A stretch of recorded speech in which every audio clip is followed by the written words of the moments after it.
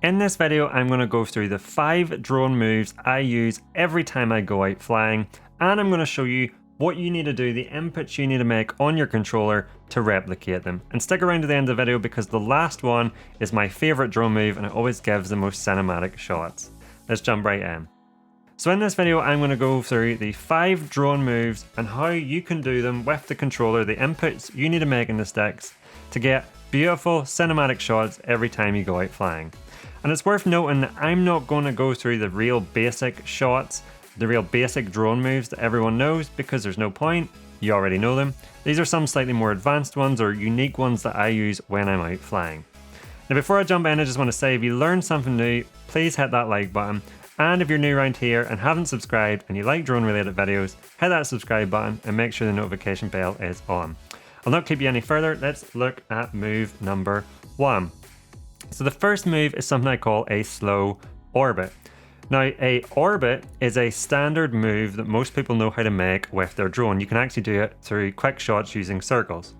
And the way this works is you would basically just rotate around an object or rotate around a point of interest. But something I call a slow orbit is a move that I think just adds a more cinematic edge over a standard orbit. And what makes it a slow orbit is you rotate around an object but you pan slower. So it almost looks like the camera's being a little bit lazy and that you're never quite getting the object in the center of the frame. So one of the things I like to do when I'm trying to make a cinematic shot is get parallax. And what parallax is where you have a foreground and background moving at different speeds and you get a sense of depth. With an orbit, because your distance from the camera to the object never really changes, your depth of field never really changes, and you never really get that parallax. With a slow orbit, because you're panning slower, your distance between the object, your point of interest and the camera is changing and you do get that parallax. Here's an example here of a slow orbit that I took. You just get this real sense of depth, of scale. It's just a really good cinematic move that I like to make. So how do we do this? Well, if you were doing a standard orbit, on the left stick you'd either push left or right to start the drone moving left or right. And then on the right stick, you'd also either go left or right in the same direction your drone is moving. So if your left stick is left, your right stick is left, and this will generally give you an orbit shot. You can obviously do this with quick shots as mentioned, and the drone will do it for you. What you want to do with the controller if you want to do a slow orbit is again, push left or right on the left stick to make your drone move left or right. And again on the right stick, push left or right in the direction your drone's flying. So again, if your left stick's left, your right stick's left, but use much smaller inputs on the right stick. So you just want to move it slightly left or slightly right. And what that does is instead of giving you a quick pan, keeping the object in the center of the frame, this gives you a slower pan. And by doing this, you get this slow orbit. And it's one of my favorite shots. It's one of my go-tos. It's one of the first shots I always do when I'm out. One of the first moves I do when I'm out. It just gives you a really nice cinematic shot that's a little bit different than what everyone else is doing. The second is one I call follow the edge of the subject.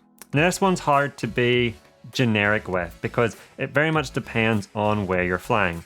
I do a lot of coastal flying. I fly a lot around the coast, so I'm just going to explain it in terms of that. So you'll understand and then can apply it to wherever you're out flying.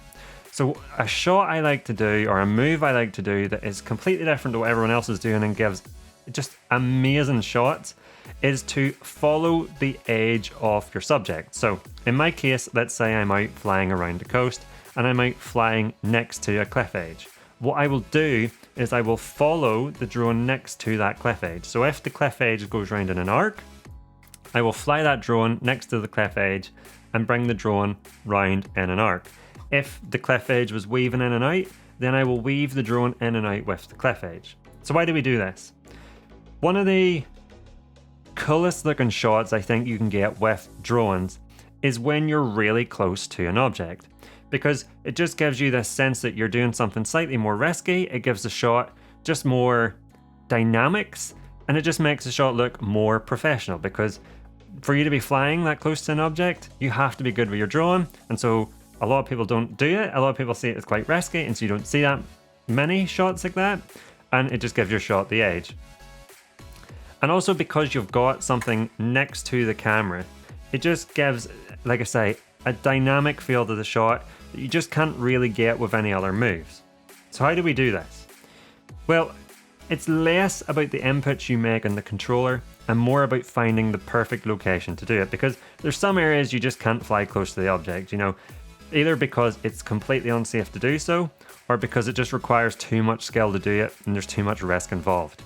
But I like to do it around cliff edges because there's not that much risk. If there's an issue, you can fly away from the cliff, or you can just fly up over the cliff.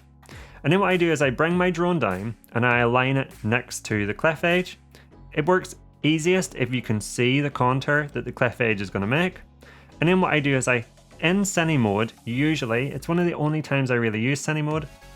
I spoke about it before. I have a gimbal settings video. So you want to learn how to set up your gimbal for the best shots, click the link above. I rarely use cine mode because I just think it's not quick enough. And the higher you go, the quicker you need your drone to move to get good shots. But in this instance, I actually do use cine mode because if you're flying along next to a cliff edge, you just need that little bit more precision. So you need the drone to go a little bit slower. You can always speed up in post. And then what I do is I just follow the contour off that cliff edge. And you can see from these shots that I'm showing you, it just gives a super dynamic, super cinematic shot. And you should definitely try it next time you go out flying. The third is to fly up and gimbal. So by flying up, I mean you fly the drone up. That's relatively straightforward. And then by gimbal, I mean you make a gimbal move. So you either rotate the gimbal down or you rotate the gimbal up. There's two versions of this I usually find best. The first is if you fly up, you gimbal down. So as you go up, your gimbal's pointing down at the object. Or if you want to do it in reverse, you can lower the drone, so descend the drone and gimbal up. So how do we do this? Well, using the left stick, we either push up or down, and that will either bring the drone up or bring the drone down. And then we use the gimbal wheel at the back of the controller to move the gimbal up and down. And yes, you might say this is quite a basic drone move, and you're right, it is. But sometimes some of the more basic drone moves give some of the best shots. And that's because it's moves you just can't achieve with anything other than a drone. And so if you're out flying your drone, you might as well use them moves. And the fourth one follows in the same vein. It's a top-down shot. So the reason I include a top-down shot is for the same reason I always include a move up and gimbal. It's because you just can't achieve a top-down shot using any other method other than a drone, and if you're going to go out and hire a helicopter and spend loads and loads of money, you just can't get a top-down shot. And it's a really unique perspective to flying drones. Now here's my tips when it comes to top-down shots, because as mentioned at the start of this video, I don't want to just give you generic advice that everyone already knows. I want you to be able to use these pieces of advice to go out to get much improved cinematic shots. And my piece of advice when it comes to top-down shots is not every location suits a top-down shot. I do a lot of flying in coastal areas, countryside areas, and a lot of countryside areas aren't exciting enough for a top-down shot. A lot of times when you see top-down shots, it's in cities, in crowded areas, or when there's a really good point of interest. And that's because it's a unique perspective, like I say, you just can't get other than a top-down shot. But there's a lot going on that fills the top-down shot. If I went out and there was just a small point of interest in a field and I'd done a top-down shot, the majority of the shot would be a field, and that's just not exciting. So the best piece of advice I can give whenever you're going out shooting top-down shots is make sure you find great locations. So for example, I went out to a local area to a fort. It's a circle fort. It looks really cool.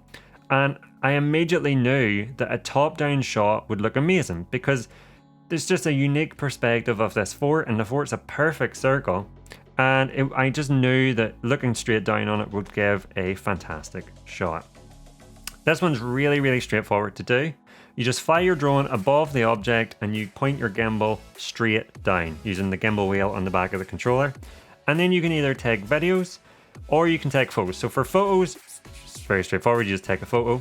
For videos, you obviously want to add some movement. So what I would either do is I would either slowly descend, so your top-down shots slowly zooming in, or slowly rotate. And that will give you movement and dynamics to your shot. And now for my last move and my personal favorite. It's a push forward decline. Now I'm going to firstly explain how this move works, and then I'm going to show you how you can add a slight element of risk, maybe a slight element of jeopardy, to make this shot super cinematic and much, much better. So what do I mean by a push forward decline? Well, it's exactly how it sounds. You push forward with the drone and you also descend, you decline. So your shot or your move looks like this. So why do I think this is one of the best moves you can make with your drone? Well, it includes the two things I think are the most important when you're making drone moves. I've mentioned them before. The first is parallax. So you want a sense of depth and a sense of scale, which parallax gives. And it gives dynamics. I always talk about dynamics with the shots. You need movement, you need a bit of action, for lack of a better word, in your shot. Otherwise, it's just not exciting enough. It's just not enough to keep people watching. And by doing a push forward decline, you get that parallax and you get them dynamics. So this can work anywhere. You can be in any location, you can be at any height, and you can do a push forward decline. You could be over a beach and you could push forward decline.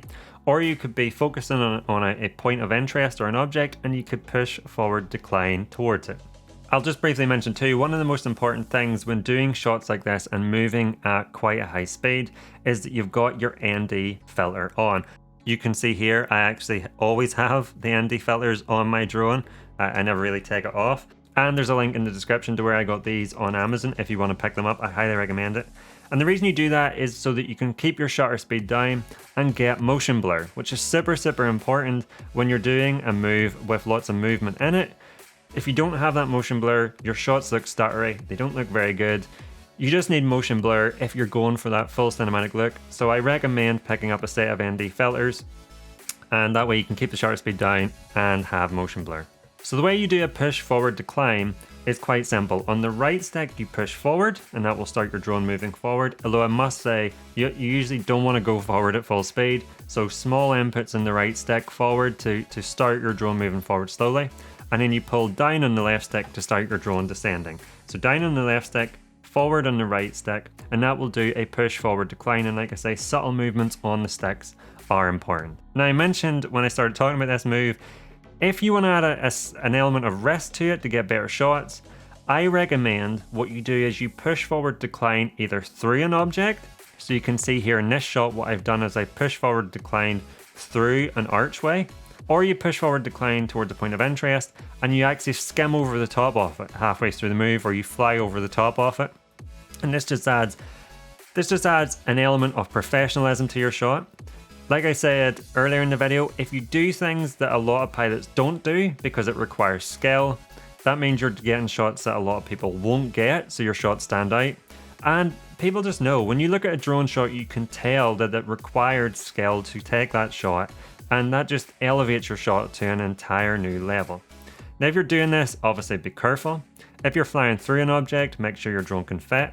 Something that I find happens quite a lot with the DJI Mini 2 is it does wander a wee bit left and right. So how I've discovered this is, if I put my drone in the middle of, say, that archway I showed you in the shot, and then I fly straight back and up, when I then go to fly forward and back down, I'll have found that I'm no longer centered on that object. So what I find is you actually have to use the left stick, left and right, to make sure your drone is centered on the object as you fly through it. So you need to be careful when doing that. And also, if you're skimming over the top of an object like I've shown you, make sure you're high enough that you're not going to hit it. What I find with the DJI Mini 2 is you actually don't need to be super close to the object you're flying over to give that sense that you are actually really close. So just be careful and keep that in mind when you're flying over it. So I hope you're going to take these 5 drone moves and go out and use them to elevate your footage to a whole new level. If you've learned something new, please hit that like button. And like I've said before, if you're new around here and haven't subscribed, please make sure to hit that subscribe button. And if you love drone related content, make sure the notification bell's on too, so you don't miss any of my other videos. As always, I really appreciate you watching. I'll see you around in the next one.